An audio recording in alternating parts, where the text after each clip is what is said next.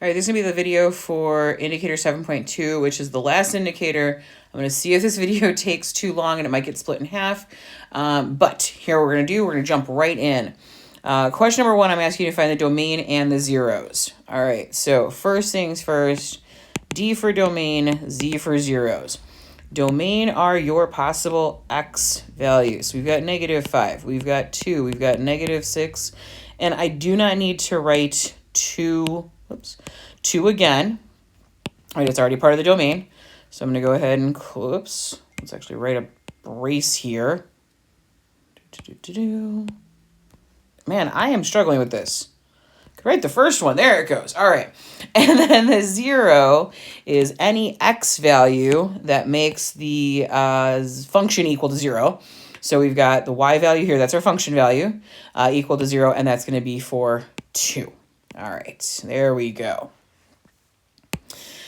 Next question, find the domain and the zeros. Part B, you have a fraction.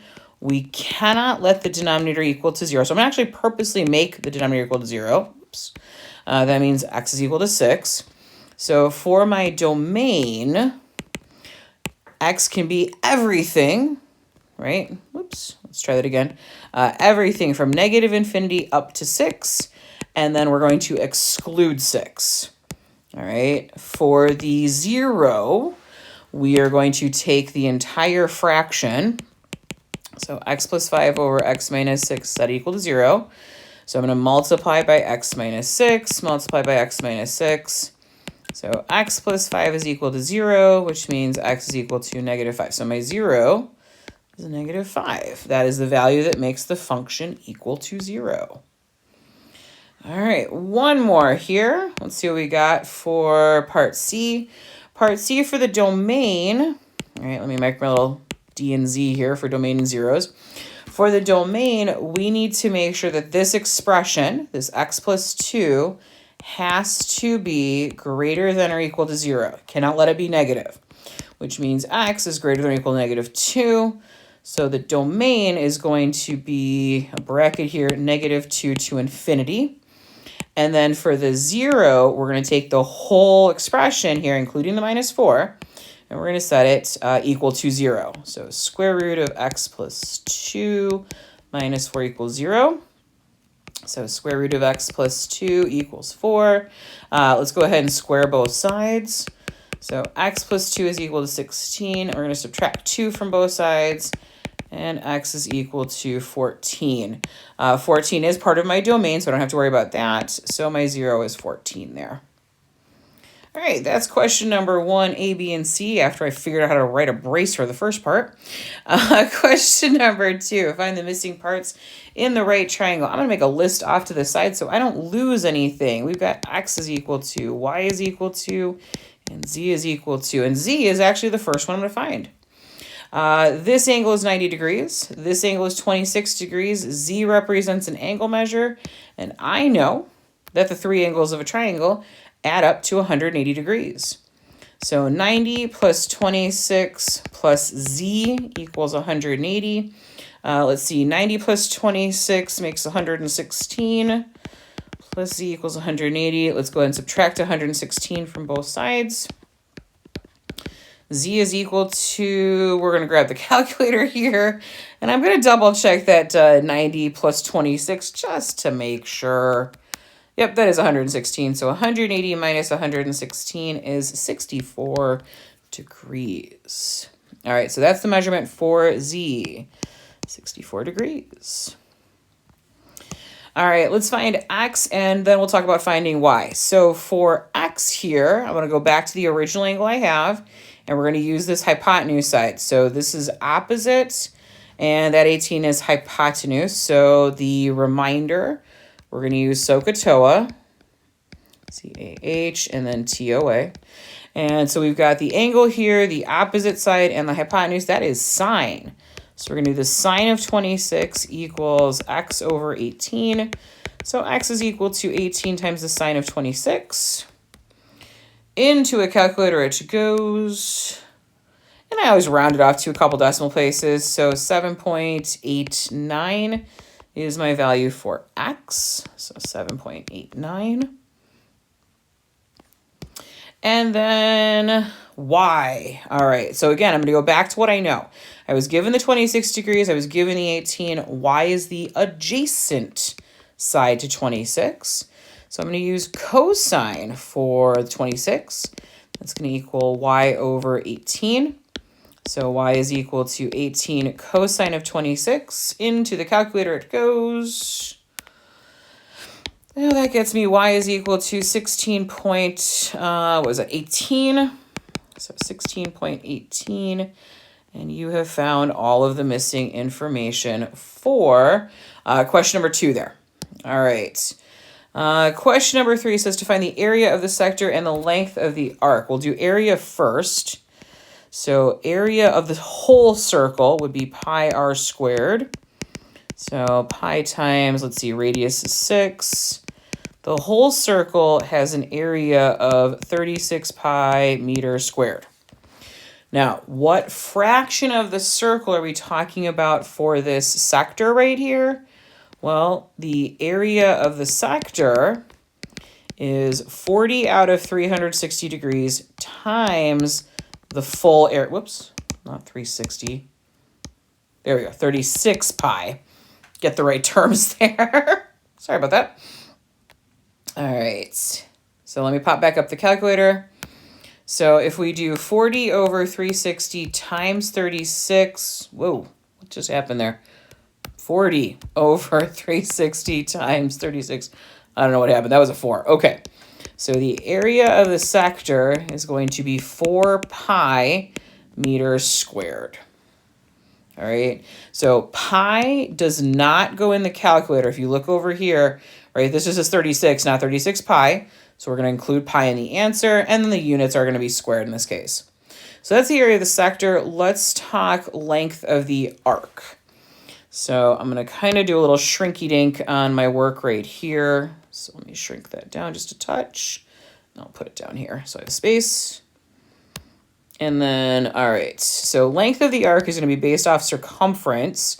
So circumference is 2 pi r. So circumference is 2 times pi times, radius is still 6. So that's going to be 12 pi.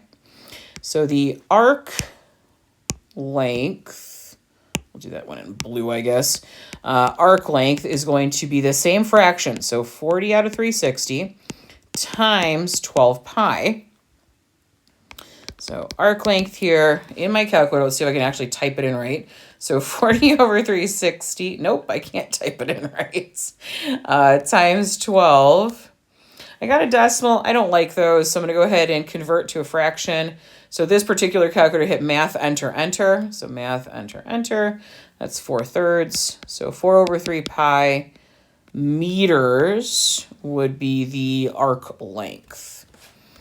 All right, so area of a sector is some fraction of the area, and length of the arc is some fraction of your circumference. All right, rolling on down, we've got problem number 4. I want to find the domain of the zeros and the range. Now, we did domain and zeros a little earlier. The range is the new one. So for domain, I am going to take my denominator, purposely set it equal to 0, and solve for x. So my domain can be everything except that number. So domain is going to be negative infinity to negative 2, and then negative 2 to infinity. That's my domain. My zeros, I'm going to take the whole function here. So 4x minus 3 over x plus 2, set it equal to 0. I'm going to go ahead and cross multiply here. So 4x minus 3 equals 0 times x plus 2. That's just going to stay 0. Add 3 to both sides. Divide by 4. I'm going to get x equals 3/4. So my 0 is 3/4. And then the one that just causes problems. Not really. It just takes some time. To find the range, you need to find the inverse of this function and then find the domain of the inverse. Now, it has been a little while since we have done inverses. So actually, let me do a little shrinky dink on my work again. I think I got everything I did. And I'm also going to slide this little bar. Whoops. Slide the bar over. Okay. So now I want to take my function, and to find an inverse, I'm going to replace x's and y's with each other. So y gets replaced with x, and x gets replaced with y. Cross multiply. So xy plus 2x equals 4y minus 3. I want all the y terms on one side, so I'm going to subtract 4y. I'm going to subtract 2x. So 2x, whoops, crossed out the wrong ones. That's gone. So xy minus 4y equals, and the order doesn't matter over here, but negative 2x minus 3. I'm going to factor out a y, so x minus 4 equals negative 2x minus 3, and lastly divide by x minus 4. So the inverse function here is negative 2x minus 3 all over x minus 4. The whole reason we just did that is to do the same thing that we did here to find the domain for this fraction. We're going to find the domain for this inverse, which is the range of the original function. So I am going to purposely set the denominator here equal to 0. And the domain here can be everything except the number 4, which means the range of the original function is everything except the number 4. All right, finding range takes time because you have to find the inverse first and then find the domain of the inverse. All right, moving along. It says if the tangent of A is equal to 5 over 12, find the cosine and the sine. So the first thing I'm going to do is remind myself what I am finding. So sine of A, cosine of A. All right. If the tangent of A is equal to, so I'm going to draw myself a little triangle here, a little right triangle, and I'm going to mark this angle A. And it says if the tangent of A, well, tangent is opposite over adjacent. And in order to talk about cosine and sine, right, cosine and sine, I need this hypotenuse. So we're going to do just a little bit of Pythagorean theorem here. So 5 squared plus 12 squared is equal to x squared. I'll call it x for the hypotenuse. So 25 plus 144 equals x squared. 144 plus 25 is 169. If I take the square root of that, you're going to get x is equal to 13. So then cosine of A is the adjacent side over the hypotenuse. So that fraction is going to be 12 over 13. And then the sine of A is the opposite over the hypotenuse. So 5 over 13. And those are the two ratios for cosine and sine. Okay, number 6. So the price of the tickets to a show is $16 each. 4,000 tickets will be sold. All right, so we've got money and we have tickets. And as far as money goes, it's $16 each with 4,000 tickets being sold. For each $1 increase in price, so plus 1x, because I don't know if I'm going to increase it once, twice, 25 times, I don't know. The number of tickets sold decreases by 100. So minus 100x. All right. So this is your basic revenue expression. Let's go ahead and multiply this out. I'm going to grab back that calculator because there's some numbers in here that I'm not necessarily comfortable doing in my head, starting with 16 times 4,000. Yeah, that was not going to happen. All right, so 64,000 minus 16 times 100 would be 1,600x plus 4,000x minus 100x squared. Ooh, okay, so then I'm going to put this in order. So negative 100x squared. What's negative 1,600 plus 4,000? 2,400, so plus 2,400x plus 64,000. Okay, so this is the expression, but I do absolutely want to keep track of these pieces up top. So let's take a look at what I'm actually asking for here. What should be the price per ticket for the revenue to be maximum? Part B, I want to maximize the revenue. And what will the maximum revenue? Okay, so part A, I want a ticket price to be a maximum. I want the vertex of this thing. So I'm going to do, right, x is equal to the opposite of b over 2a. So opposite of b is, whoops, too many 2's in there, 2,400 all over 2 times negative 100. So negative 2400 all over negative 200. So 2400 divided by negative 200, that is 12. So that means I'm going to change the ticket price 12 times. Okay. So for the first part, it's asking you, what should the price per ticket be? So this is what I labeled. This is the money portion, right? So we're going to do 16 plus 1 times 12. So 16 plus 1 times 12. I'm just grabbing the calculator here.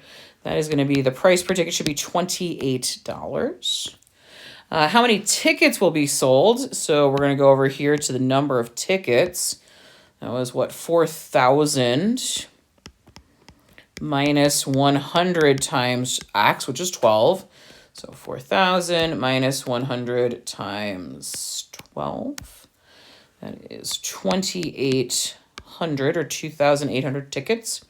And then the maximum revenue, well, that's going to be the $28 per ticket times the 2,800 tickets.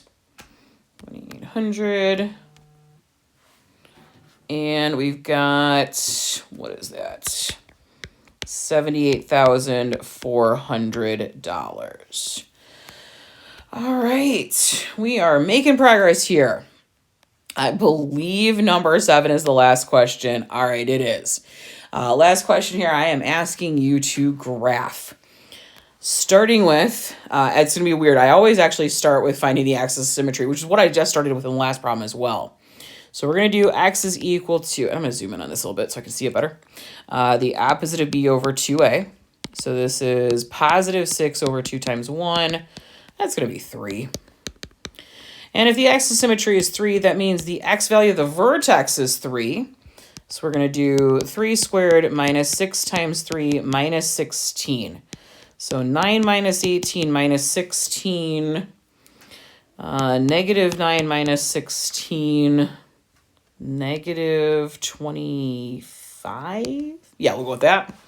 All right. The zeros, I'm going to set this equal to 0.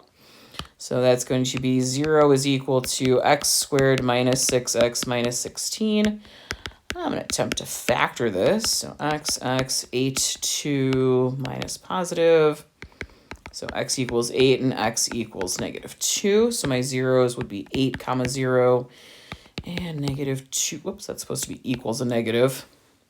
Let me write that better. So this second factor, it's x plus 2, so it would be x equals negative 2. So negative 2 comma 0. For the y-intercept, we're going to make x equal to 0. So 0 squared minus 6 times 0 minus 16. So 0 minus 0 minus 16. That is 0 comma negative 16. Domain for these quadratics are negative infinity to infinity and range. I'm going to go ahead and wait until I graph it to actually write the range. So let's see what we got here. 3 comma negative 25. And this is the reason why your graph goes down to negative 30 here. Be careful because your origin's sitting up here. So 1, 2, 3, and then negative 25 is way down here. Axis symmetry would be through there. Zeros are 8. So 5, 6, 7, 8. And what was the other one? Negative 2. Y-intercept, negative 16. And I am going to go ahead and put that axis symmetry in just so I can do the matched point on the other side. So it's kind of light, it's in yellow. What I mean by matched point is this point is sitting to the left of the axis symmetry. There's a matched point sitting to the right of it. You can fill that in. So it's 3 to the right. Let's go 3 there. And the reason I do that is just because this graph is very elongated. This helps me kind of go through and find the right curve. Okay, hit all the points, arrows at the top and there. All right, that is, we got to do range here really quickly. And the range would be the bottom of the equation for the y value is negative 25, not negative 2. And then it goes up to infinity. All right, that is the end of indicator 7.2. I know I went through these relatively fast. As always, if you have any questions or concerns, please do reach out and let me know.